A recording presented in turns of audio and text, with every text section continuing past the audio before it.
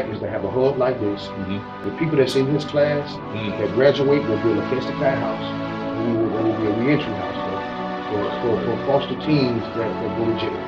If they've been in foster care, because a lot of our foster kids that get out of foster care, if they make mistakes and go to jail, when they come home, they don't have nowhere to go. So we want to put that in place where we have a home for them when they come out and they can get everything that we got to offer. Putting something back in. So when they get out, they don't. What do they do? Just let them out on the street? No, they done with. I mean, they have. They say they have. I'm gonna tell you how. When I was on the block, right? Yeah. A young boy that I was out there with, he's blocked back up now, man. But I tried to reach back out to him, but I found out he was off block back up. Right. And he got real tight. You know what I'm saying? He was like, OG, and where I went, he was right there with me. And so one night I was going to leave, and he said, "Where you going?" I said, "I'm going home." He was like,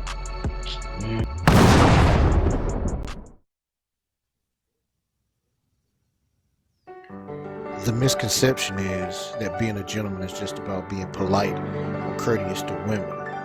In actuality, to be a true gentleman means that you have respect for your fellow man.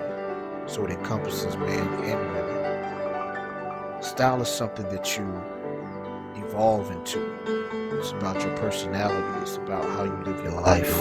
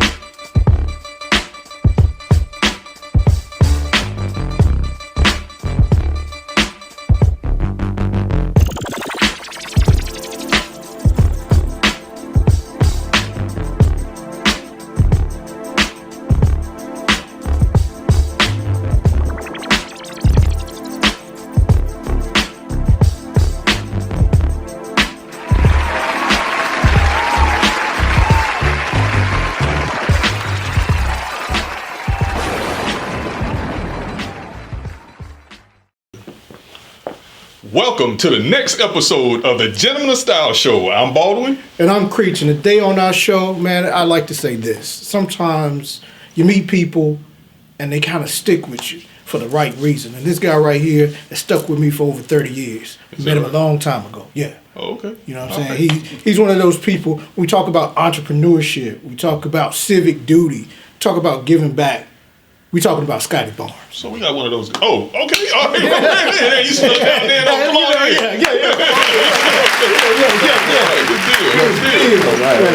Thank you, brother.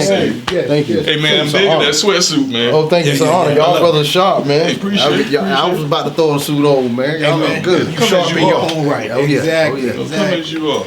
Exactly. Yeah. Well, let's start off by this. You know what I'm saying? I kind of alluded to it a little bit, but let everybody know. Where you from, Scottie? I'm from Raleigh, North Carolina. Raleigh, North Carolina. I was born in Greenville, but my family moved here to Raleigh when I was about 2 years old. Okay. Yeah, so I'm from Raleigh. He from exactly from Raleigh. Almost born and bred. So give us a little background. So what was like coming? What was like coming up in this area? Oh man, growing up in Raleigh, man, it was more. My mother. My mother was a single mother. Okay. You know, and when we moved to Raleigh, we was on Davie Street. Mm-hmm. You know, and what's the name of that street? Davie. Davie Street. Oh, Davie. Mm-hmm. And so we moved. We was living there for a while, and then I kind of like stayed with my grandma most of the time. And growing up, man, it was more. It was the family was tight. Okay. You know, but my uncles, they kind of moved on. One in the military, you know, got married and moved on and everything like that. But I had a pretty good upbringing. You know, everything was real close knit. You know, me and my grandma was real tight and stuff like that. So it was pretty good. You know, but the turmoil started, around I could say like middle school. Yeah, that's when I started going through a lot, around that time. What type of turmoil? Give me one Well, example. You don't have to go all the way. Well, it was more so of, I didn't, like I said, I didn't have a father, and my mother dated this guy one time, and I wanted a father. I wanted to have a connection with my father. Mm-hmm. And what happened to you? I might have missed it. What happened to your father? Well, my father was here. He was living in Greenville, but he wasn't a part of my life. Oh, okay. And at that time, I didn't see him, or I didn't even have a photo of him. You know what I'm saying? So it was like you would see your friends going with their dad, doing stuff like that. Yeah. And it was always something that was just missing. You know what I'm saying? So my mom had a boyfriend at that time back then. His name was Rafe, and she had a picture of him. And I used to tell people that was my dad, because, at the end of the day, I just wanted a dad, and by me showing them I wanted to feel a part of, to have something to hold on to, but that's what it was, man. And growing up then, and so the guys in the neighborhood, the older guys, was who I, looked up to, That's a story that I think a lot of us can relate to, back in the day. I come from a single parent home. It's a feeling of, like you said, wanting to belong, but at the same time, it's that feeling of I've got to do it for myself now. You get to that point, you got to stretch yourself and stretch it.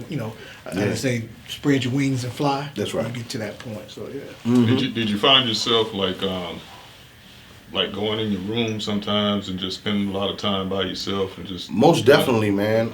Me and my mother was speaking about that today. Mm-hmm. I'm known, but I'm very private. Right. I've always been that. I don't do a lot of going to people's house or coming to my house or whatever. So, my family life is private. I've always been that way. Because I hold that dear to me. You know what I'm saying? And when you grow up the way I did, you lose a lot of people. Mm. And so the ones that I have tight and close to me, like my brother Chris Pugh, my family and everything, I try to hold on dear to them. You know what I'm saying? Because they mean a lot to me, because especially when you have people that's in your life that's there to see you progress and want to see you grow, and got your back. Right. Yeah. Take me through. I know you went through some turmoil, went through some things. At what point? How did you get yourself back on that path that you should have been on, or that they call it a straight and narrow? I don't ever think there's a straight and narrow path, but how did you get yourself corrected? What did you do to correct yourself? Man, first off, I had to address the issues. You know what I'm saying? I had to forgive my dad. I had to forgive whatever, things that went on, my mom's situation, stuff, anything that, because I blamed people for a long time. For the reason why I was using drugs, why I was selling drugs, why I was in the streets for so long, you know what I'm saying? Like, because I used that stuff for a cover-up. You know what I'm saying? The pain that I had, I didn't want to face reality. So I lived in an illusion in a bubble for so long, and I was fine with that. But when I got to a sober point in life, that's when reality hit in and you really see where you at in life. And I ain't want to feel that. So I kept going on with that kind of stuff, for years and years and years. And then I see my friends and people that I grew up with being successful and doing their thing, but I didn't know how to get there. It wasn't like a lot of them reached back, or say, hey, bro, I got you, or whatever. So the streets was my family, my home, So what I did, man, I got tired. I was on Maple Street one day years ago, and I just walked away. And I went to my mom's house. She stayed up behind Enloe at this time. This was in 2003. And I knocked on the door and I asked her, could she help me, right?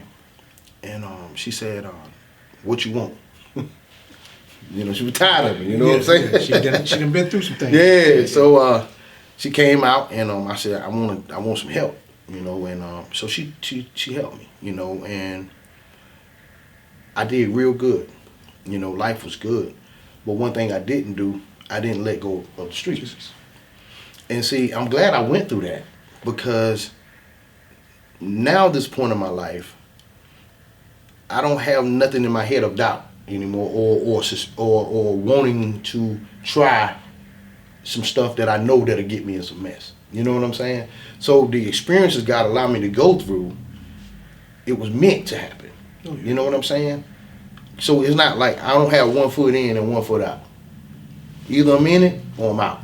You know what I'm saying? So, but that was the course that got me really into seeing how good life can be without having drugs or, you know, selling drugs or having none of that stuff in your life. And during that time, life was good. You know, I was doing a lot of things, but one thing that I didn't do, I knew God had put something in me to want to do better, and He blessed my life with job, crib. I always had a crib. I always kept me somewhere to stay. But my life was progressing into a point where I knew it was something more I had to do. Yeah. But I didn't listen. You know, I got that warning. One day I was at work. I'll tell you this quick story. A voice came in my head, said, I didn't clean you up to run these women. I didn't clean you up to sell drugs. I cleaned you up to do my will. I sat there and cried at work, tears running down my eyes. White guy standing over there that was working with me, he was like, what's wrong with you, dude? What's wrong going on? And I couldn't. But I kept going. I had cars, money, jewelry, and I kept going. He took everything from me. I found myself back on the street. And that's that point when I realized I had to do His will. You know what I'm saying? So that's where I'm at this point now in life. Like, there's no turning back, you know, because the job that I have, the things that I surround myself around positivity. Oh, yeah. I had to create positivity so I can be in the middle. You know what I'm saying? So I can continue to move forward. And by doing that, because see, I tried to reach out to other people to be a part of what they had. But that wasn't my place. And so instead of me keep chasing that, I prayed about it. It was like, what do I need to do? And I got blessed with a great job, you know. And the job that I have, it's a miracle that I got the job because of my past. Right. You know what I'm saying? And without that job, I wouldn't be able to do what I'm doing. Because I don't get funding. I don't get nothing from the state or the federal government or nothing like that. I do it out of my pocket. So He already had a plan. You know what I'm saying? So, but that's what it was, man. That's what was the turn for me to, you know, get my life back on track. And, you know, I had to go through some things. Have you reached back at this point to pull anybody up? I mean, having gone through what you've been through. Oh, man. You have? I can't even name how many, you know, it's a lot. You know, I impact a lot of people because especially brothers in the streets. You know, I get phone calls, you know, we talk. And I'm blessed to be able to, the ones that was like me, the ones that's overlooked. Yeah. They're my family. Like, the ones up under the tree down there at Zach's drinking beer, they're my people. Yeah. They're my folk. I love them. They're my people, right? They might not be the other people, but those are my people. I go by there, I give out stuff, you know, we talk. Because it's all about planting seeds, right? Right. I didn't have nobody do that to me like that, you know, that was eager to do that or willing to do that. So for me doing that, it's so gratifying, man. It's like, it's so rewarding. You're like, I mean, I don't get paid for it, but it's just, it keeps me strong to see somebody else getting something out of it. Mm-hmm. You know, as far as rehab goes, I help people with that. You know, adults in situations, they going through stuff, they call me up. You know, but my focus is on the teens. Mm-hmm. You know, that's one of my focus. But I love all my people. Anybody that I can help, I'm there. Okay. I definitely do. I help. Good deal. Yeah, it's all about the community, man. Good deal. Yeah, you are definitely now. I see you as I don't know if everybody else really understands that, but you are a community leader now with what you do. Let's dig into that a little bit. Mm-hmm. Katch the Kite. How did you come up with the premise and how did you put that together? Okay, Michael Jerome Braxton, one of my homeboys, he's on death row. Me and him was talking on the phone one day, and Mike is doing a lot of things on death row. You know, he's speaking in colleges and different things like that, giving back and stuff like that. And You know, the things he did, it's just amazing to see his work from there. You know what I'm saying, on death row. Like, it blows me away because like he have so limited resources and to accomplish the things he accomplishes. So, but yeah, that's my boy. You know, so anyway, me and he was on the phone talking, and I was telling him that I wanted to start a nonprofit, and we were discussing it and stuff like that. He said, "Well, look, man, I know your son do music." He was like, "Is it possible that I want to put out a mixtape called Katch the Kite?" And I was like, and the name hit me, right? And I was like, so he like, because I want to continue the message. And I was like, wow. And I was like, Rome, I said, I want that name for the nonprofit. And say the name again. Katch the Kite.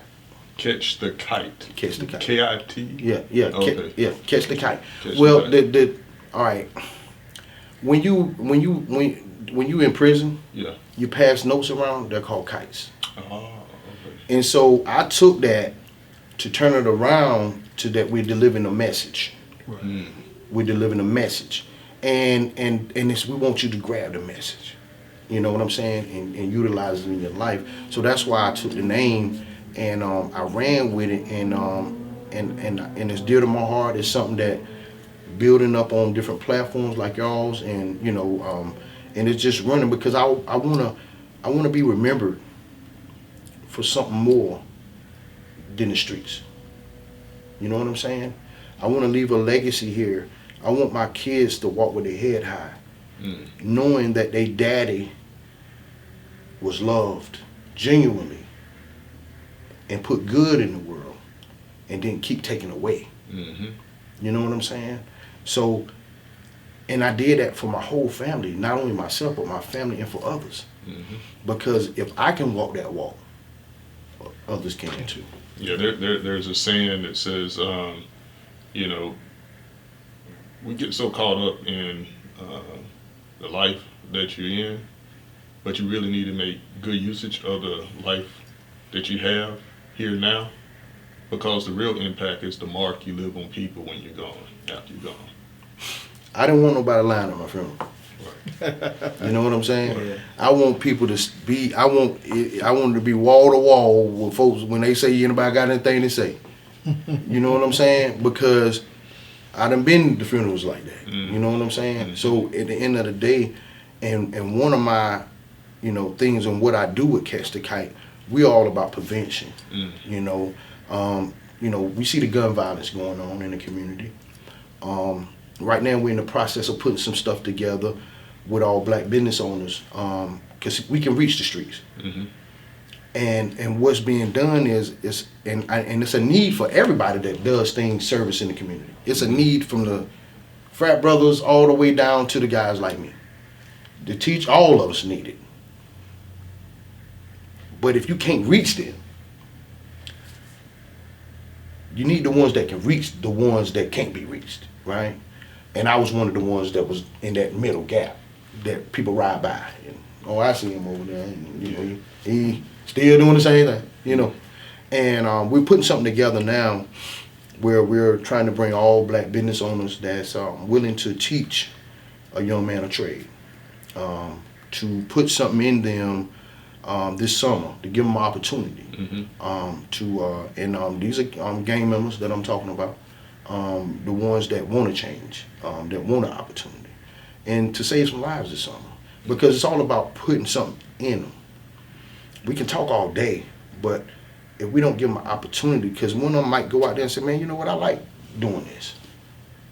You know, and the more you do it, the more you will sway away from that lifestyle. Right. You don't have to say I ain't in the game. Mm-hmm. You build your life up away from that, and that's what it's about, because we all know that we all need opportunities. Look at myself. I needed an opportunity. So you're going around to the local business owners and the black ones, trying to organize them and get them together to teach them a trade. Mm-hmm. Is that the only people that you're talking to right No, now? no. What the reason why I said black business owners, because at the end of the day, If we have other races that would like to participate, we're more than welcome to do that as well. Okay. I'm not just shutting the door on that, but I know that a lot of black business owners are concerned about the community. Absolutely. You know, so that's why I said if we are concerned, we will want to take that initiative to say, you know what, I want to do like a little job fair. Right. You know, and I want to bring them in, I want to bring the business owners in, and I want to have a job fair, but at the same time, we're bringing those ones in that's overlooked, right? And we're talking to them at the same time about trying to put something in them, and while they're doing that, they can do some interviews and see who's Let me ask you this: when is the last time you've been to your local library? Oh man, I've been to my local library probably. It ain't been recently. It haven't been recently. Yeah, I mean nobody really goes Yeah. to a public library. Yeah, I haven't been anymore. recently. Yeah. It's like a underutilized resource, and just it's just something I was thinking about Okay. when you said that you went to the local business owners, trying to get them to teach a skill. Yeah, we haven't been there yet, but we're putting Let's be something putting it together. Yeah. I was recently at the local. I recently went to the YMCA. Mm-hmm. This is in Georgia. I don't know how it works here in North Carolina, but they do have public libraries here. But I recently went to the YMCA, signed my daughter up for summer camp. Gotcha. The school's about to get out for the summer, find something for the kids to do. Mm-hmm. While I was there, because once again, I don't go to I haven't been to the library. Yeah, it's been a while. You know what I mean? Yeah. I have a cell phone. I don't need to Work. Be busy. but I learned something when I went in there. When I was at the Y and I signed up for summer camp, the public library people were there too. Okay. And they stopped me and I gave them some time to see what was going on. They have all types of resources at the public library. Okay. They have classes and an itinerary that's ongoing where they teach electrical work. All this is free now. All you gotta do is sign up for a library card. Oh wow. You can learn to be an electrician. You can learn plumbing. You can learn. They just laid out a whole bunch of stuff. Okay. So people that are That's doing that. already professionals in Gotcha.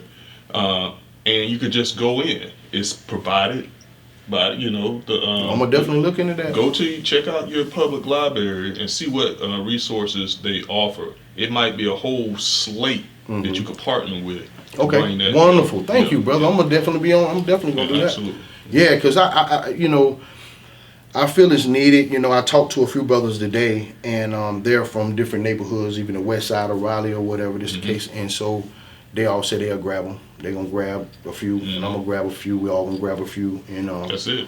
and that's what it's about. Yeah. At the end of the day, But my normal program is every other Tuesday.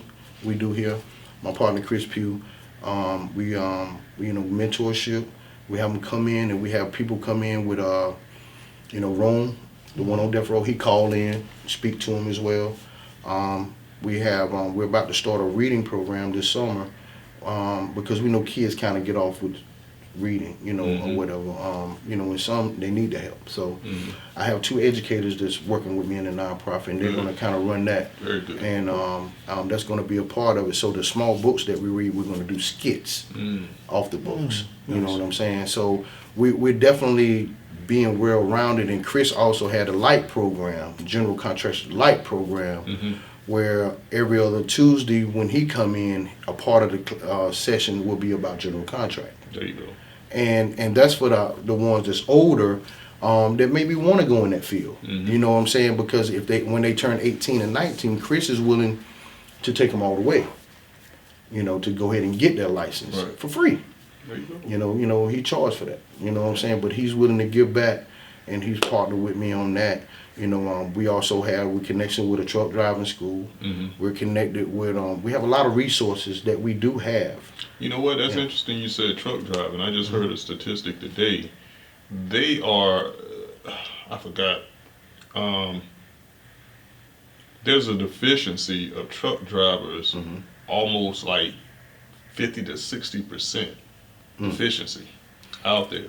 And they have the companies now where if you learn and you get your CDLs, they're paying starting $95,000 to $110,000. It's great income. Yeah. It's messed up. They don't have people. It's great income, and that's the thing. And also, what I'm trying to put in place too is teaching the ones that's older, 20, 21, how to fill out a concealed carry application. Because that's a problem that we have. A lot of our young brothers don't even know how to fill out an application for or learn how gun safety. Because we all of us, we bear arms. People bear arms or whatever. I don't, but at the end of the day, I can't. But I feel that it's necessary. Like my son, two of my boys, like Rizzo and my son AB, I put that in them. When they was in college, like, hey, go get your gun permit. They're responsible gun carriers now. They respect it.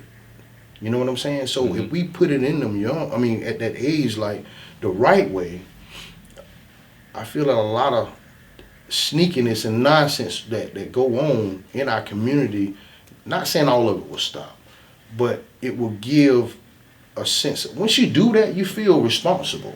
Right. You know what I'm saying? I ain't trying to mess my license up. Right. You know what I'm saying? I ain't. You know what I'm saying? If you got it, you gonna follow the protocol.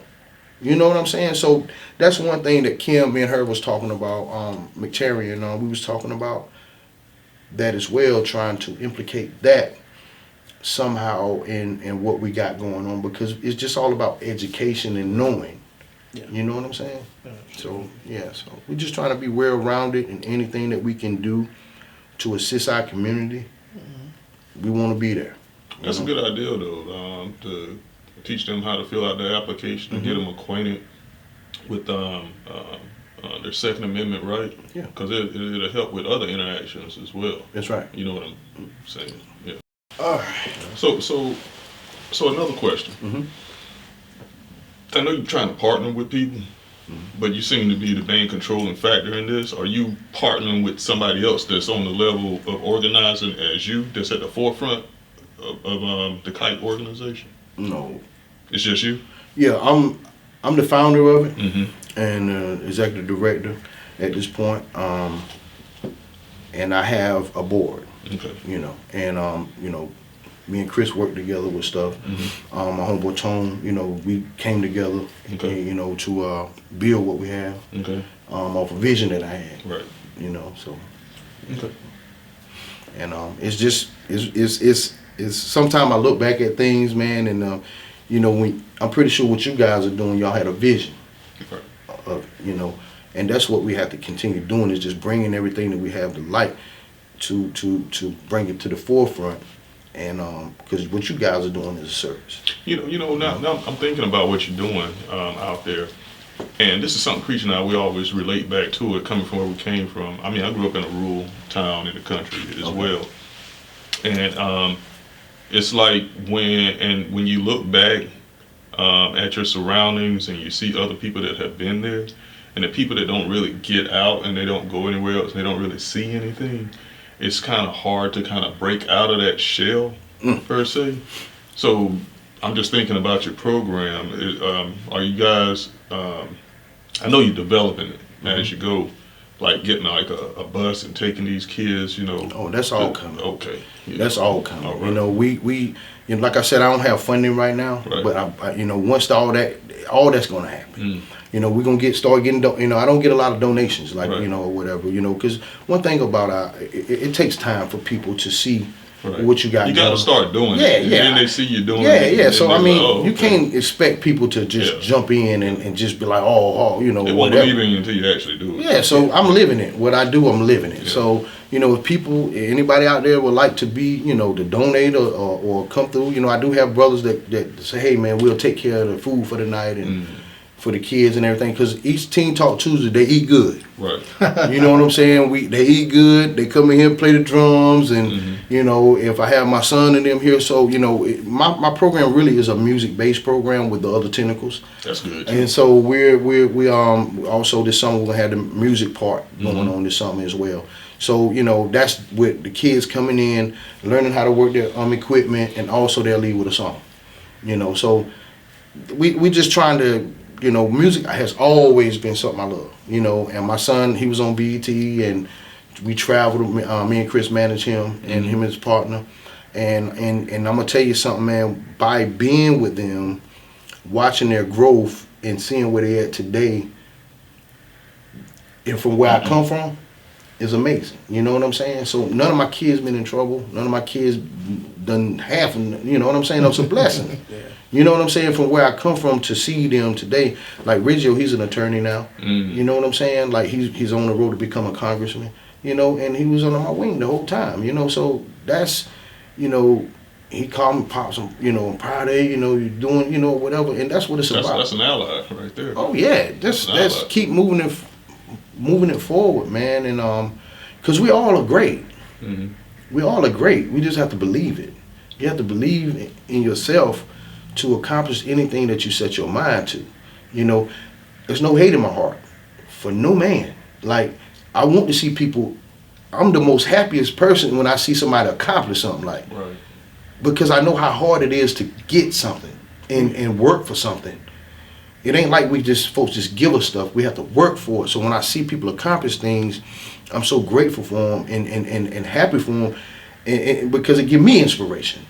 Do you have like a grand design? I know it's cliche to ask about what's your 5-year vision or anything like that, but yes, sir. What is it? We're gonna expand. We're gonna be my cousin. She live in California. She already wanted out there. Okay. Memphis. We go. Chris already got a class out there in Memphis. Our whole goal, the whole vision of Katch the Kite is to have a hub like this.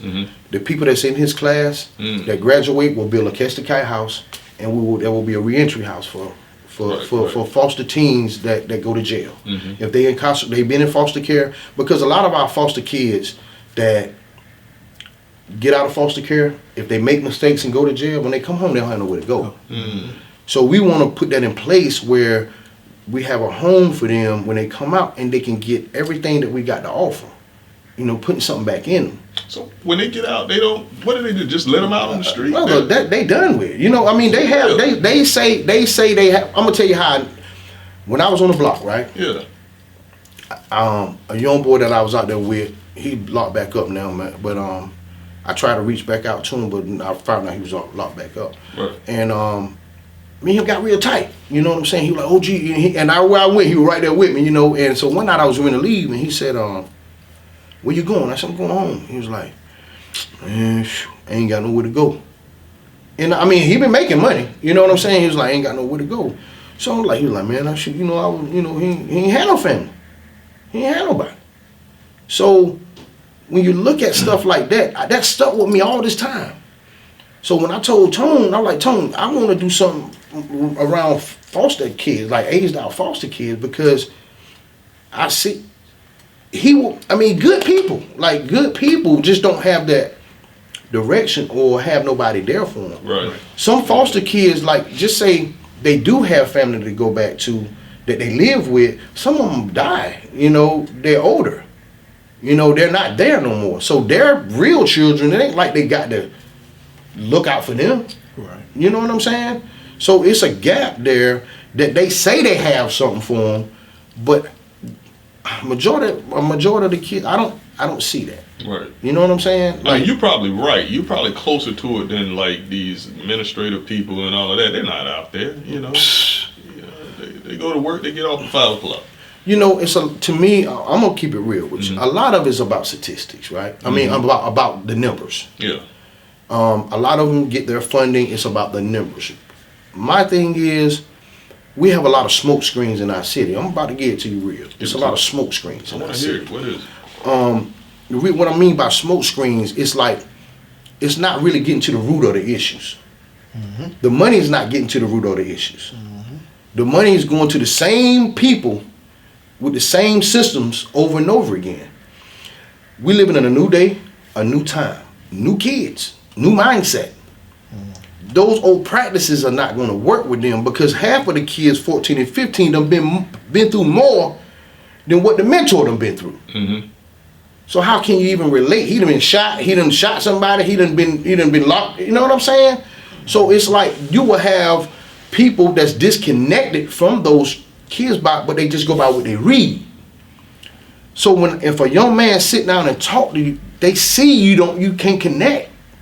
You know, it's not saying all of them. It's good to have people there, but what I'm saying is they don't stick around when it's hard for people to connect. I'm talking about, I even went through that. When my mom took me somewhere to try to sit down and talk to somebody, I looked at that dude like, man, Yeah. I'm ready to go. You know, and that's just what it is. You know, it's a new day and a new time. We have to change the game up. We have to put something in them that they enjoy doing. They love music media. Oh yeah, definitely. That's why I got it. That's what this music media. You want to play joint, you want to play guitar, you want to do this. Let's bring them in and put something in them. Right. You know what I'm saying? Right. And that's what it's all about. That's the honey right there. That's the honey. That's the you know what honey. I'm saying? Yeah. So it's just all about doing it and getting the awareness out there. And I thank you guys for coming, because I try to get on many platforms I can to put the word out that we got this going on. Because I want Teen Talk Tuesday to be standing room only. Right. It should be. It's free. Free. You know what I'm saying? It's free. I want us to have, and for the ones that enter, see, Teen Talk Tuesday is an open door. Okay. The reason why I got an open door, because I don't want to turn nobody away. Well, let me ask you this. Speaking of turning, and I know I'm taking up a lot. I'm No, talking no, to you're you. fine, bro. No. I know Scotty. Look, I know Scotty. Speaking of that, I mean, I know you keep speaking about. I hear the guys. Are girls involved? They were more than welcome to come. Okay, all right. They're more than welcome to come. You know, we try to. When I came up with Teen Talk Tuesday, branch off Katch the Kite, because I've seen a lot of programs where they had to pay to get in the program. Really? Yeah, they had to. Yeah, they had to pay. So, in order for them to be a part of that, and I didn't want that. I said, if anybody he could be at home right now going through something. His mom know he's going through something. Mm-hmm. You know what? I'm gonna take you to Teen Talk Tuesday tonight, just to get something off his chest, or come in here and talk with us and get it off his chest. That could save a life. You know what I'm saying? So instead of them have to register and fill out paperwork to do all that, we got an open door policy for that. For the ones that want to enter the program, they sign up for the program. You know what I'm saying? So, but we want to keep Katch the Kite as an open door policy for anybody, any young man there, any young lady, anyone that want to come in. Hey, look, y'all. If there's any type of like mental health therapists out there, or anyone that can offer their services pro bono, whenever you see this, the information, we're going to post it at the end, so you'll be able to reach out. Please reach out and offer your services, because everything that I'm taking in here, I mean, it's greatly needed. I mean, and I know it's so obvious. There's a lot of smart people out there, and I know y'all can see, but I digress. Go ahead and continue. Yeah. But yeah, and another thing that I want to speak out, since we're on this platform, is about unity. This is your camera. You can talk. I want to speak about unity, right? Nonprofits in our city, to me, it's like, if you got something going on, if y'all got something going on, we're willing to come to support it. I don't see that a lot. It's more closed off.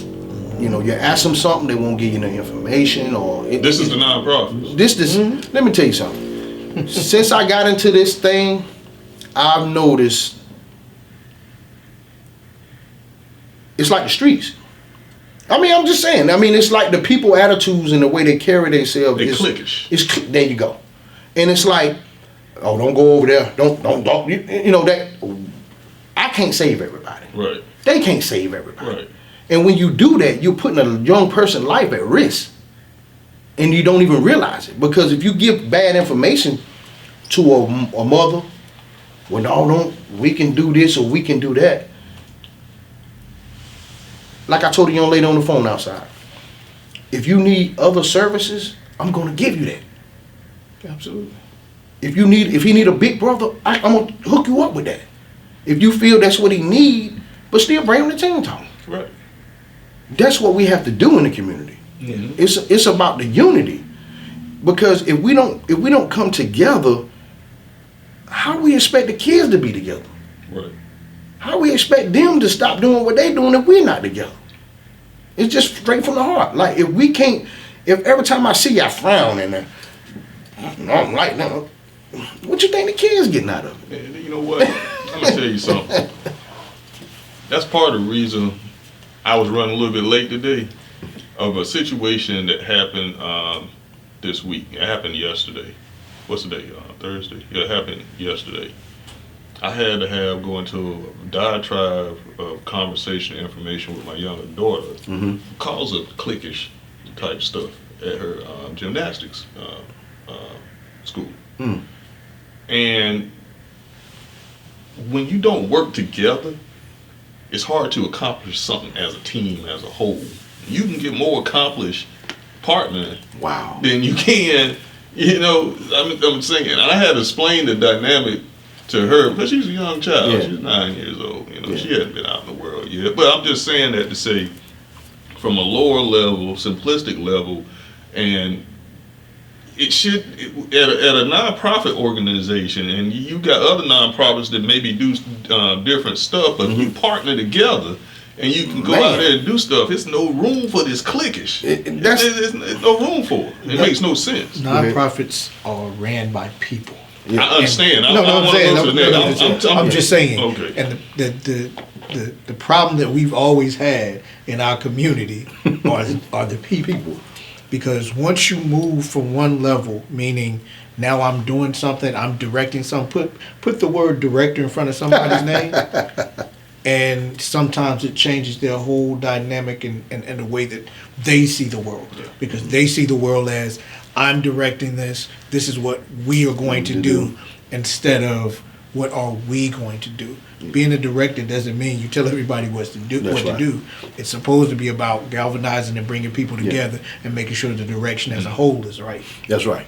And we do have some nonprofits that we do work with, and but as a whole in our community on this side of town, they pick and choose who they deal with. Right. And that's all I'm saying. Who's the liaison in the area? Is there anybody that can communicate with everybody that's on good terms with everybody and that can maybe bring this thing together? Do we have that? Well, it's like this.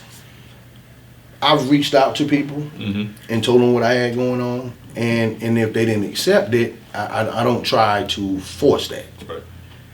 I'm willing to do, if they doing something, I'm willing to come by. I'm willing to bring some kids by. I'm willing to be a part of what they have going on. I don't want to grandstand on nobody's situation, but the support. You know what I'm saying? Oh, the support is what we as a community need. And if we as adults don't show that support, we losing. You know what I'm saying? Because that's really the core, to me. That's the core of strengthening your community. Regardless. And especially with me, I'm not a threat because I'm not getting no funding. I don't need your resources are your resources. Right. And at the end of the day, if I open the door for Team Talk and y'all ain't got nothing going on, bring your kids. Right. Bring your kids. Let's all do this together. It's free. You know what I'm saying? So bring your kids. Let's fill it up. And that's what it's all about. And I look at it that way. Let them get what they need. Not saying that they're not putting nothing in them or they're not doing right. They're great nonprofits out here in the city, and I look up to those people for what they're doing. But at the end of the day, like I said, it's different levels for different people, for different things. Like I can bring something to the table they might can't bring to the table. And they can bring something that I can't bring to the table. And that's what I mean by that. They might have resources that I may not have that can help a young man. Right. Or if something that he might want to do, I can, hey, shoot him over there or whatever. That's what it should be about. That's what it should be about. Yeah. Let me ask you this, because I didn't want to forget this. Okay. Documentary. Tell us a little bit about that. Okay, the documentary that I got right now, I haven't finished working on it yet because I'm waiting on a few more people to get in it. The documentary is called Real Riley. It's about my life and what I went through. But along the way, the people that's in the documentary are people that was a part of my life that's telling their story throughout the documentary. And what it's about is the transition from street to corporate world. Getting my training my mind, but the people that's talking are telling their stories through there. You can kind of visualize that time period. and what was going on. I was around these people, and they was a part of. I got one gentleman in there. He's older, and he's I don't know if y'all remember Pokey from Martin Street. Pokey was he was somebody I looked up to. Oh, okay. Yeah, he was a big drug dealer back in the day. You know, first Rolls Royce I ever seen in my life. You know, and I used to read his mail in the morning before I went to school. So you know, I had somebody to speak on him that just came home from you know, doing a lot of time. You know, that was in his. That was like partners. So you know, given the history of Raleigh from that era, what it was like and what they went through and what we all went through. And it's really just something to, you know, how you may hear names of people in your community like, oh man, their name is like, but you don't know the story behind it. Mm-hmm. We all have a story.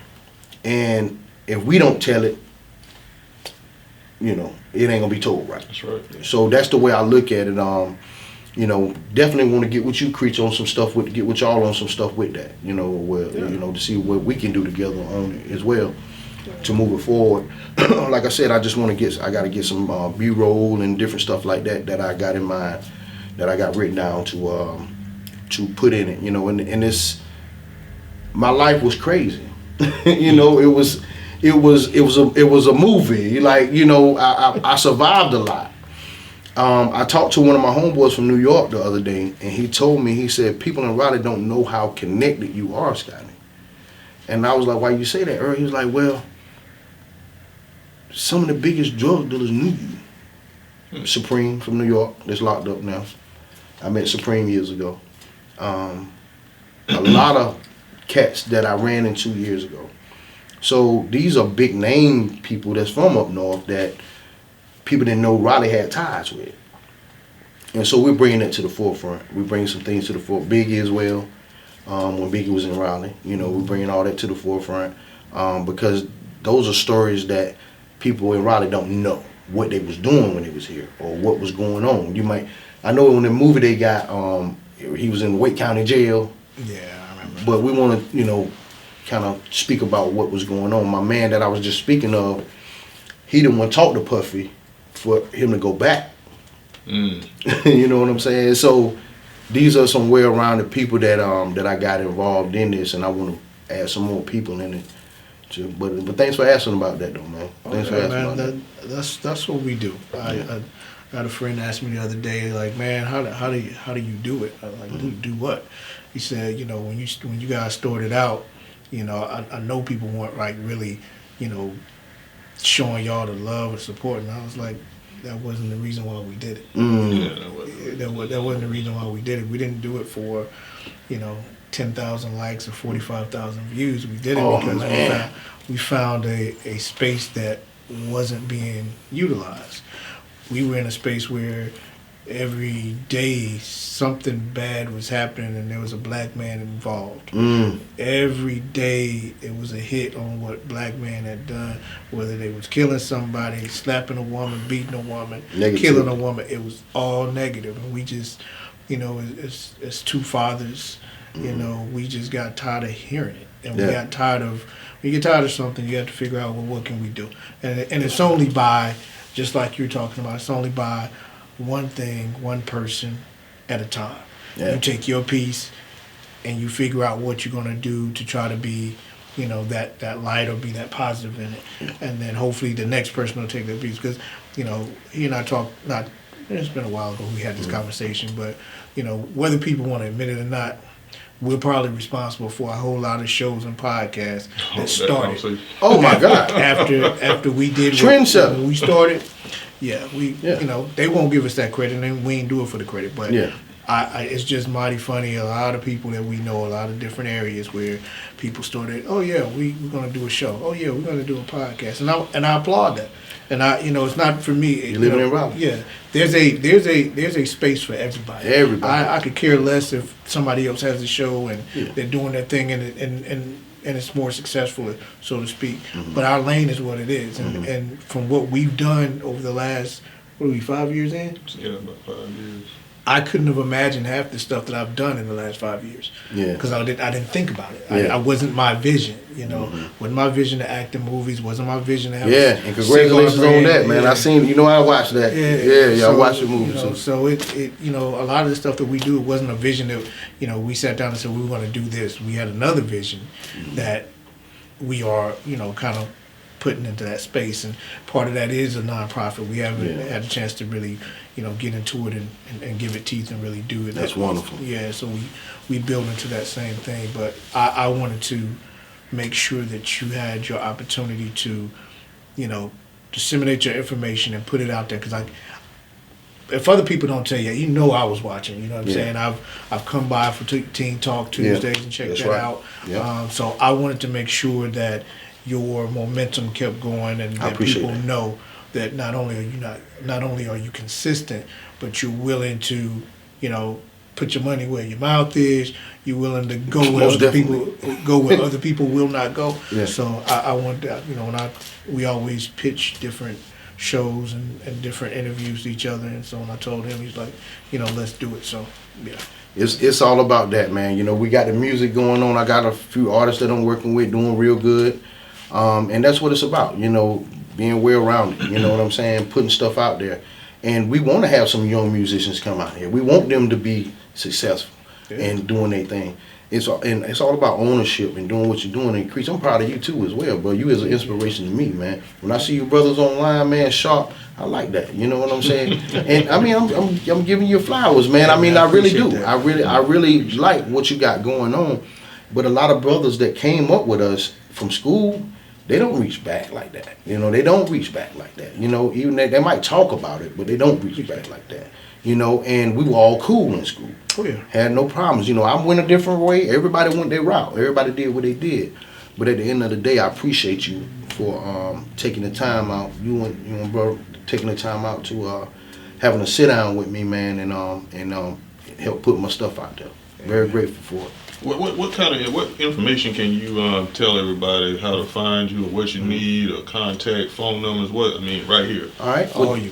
www.kattthekite, Katch the Kite.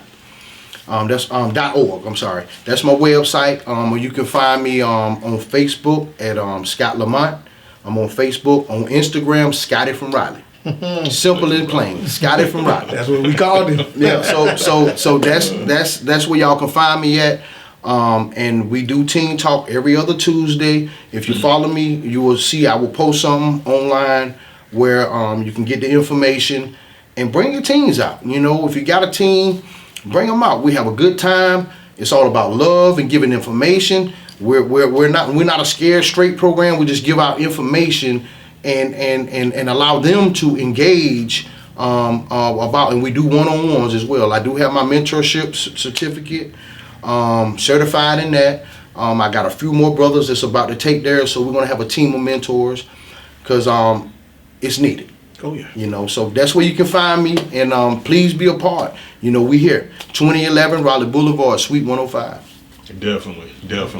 That's good stuff, man. Good stuff. That's good stuff. You got anything else? That's it, man. Thank you, bro. Hey, look, it's been a pleasure as always.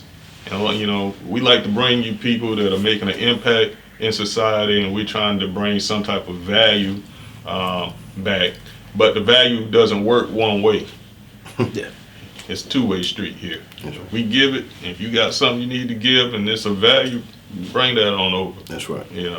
Each one teach one. Absolutely. Right? All right. That's it. We entertain as well as give information. That's right. You're not gonna get a rapper and a singer every show. We want right. you understand that there's a lot more going on besides entertainment out here. That's We gotta right. make sure that we understand. That's right. That's right. All right. That's it. Thanks, y'all. All right. Like, how we always like to say, Let's do it. there is no excuse for good taste.